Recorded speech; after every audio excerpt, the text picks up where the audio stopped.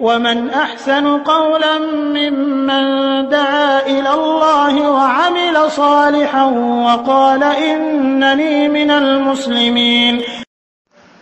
আসসালামু আলাইকুম ওয়া রাহমাতুল্লাহি ওয়া বারাকাতুহু।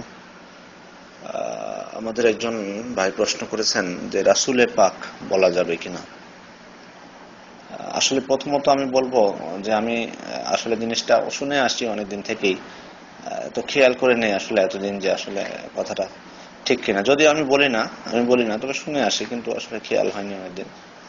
তো পাক কথাটা বাংলায় ব্যবহার হয়, পবিত্র অর্থে ব্যবহার হয়। তো এখন যারা বলেন রাসূলে পাক, এটা কি মানে কি অর্থে, মানে পবিত্র অর্থে এটা বলেন?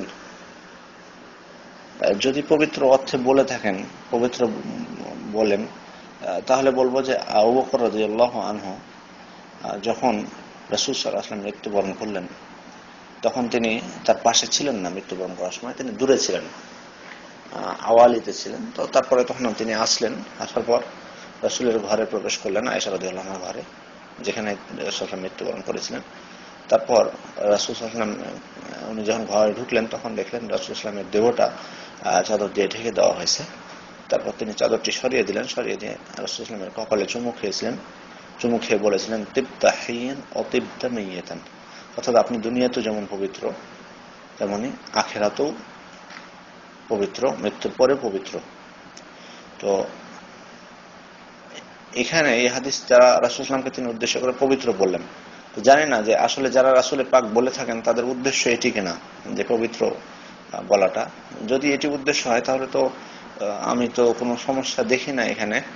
যদিও আসলে মানে আমার বিষয়টা মানে এর আগে এটা নিয়ে চিন্তা ভাবনা করিনি, তবে এখন যতটুকু মনে আসছে ততটুকু ক্ষেত্রে আপনাকে বললাম। যদি পরবর্তীতে কোনো জানতে পারি এটি আরো বিস্তারিতভাবে জানাবো। এবং আপনারা যদি কোনো কেউ বলেন যে এটি বলা যাবে না এবং উনি দলিল দেন কোনো, সেই দলিলটিও অবশ্যই জানাবেন।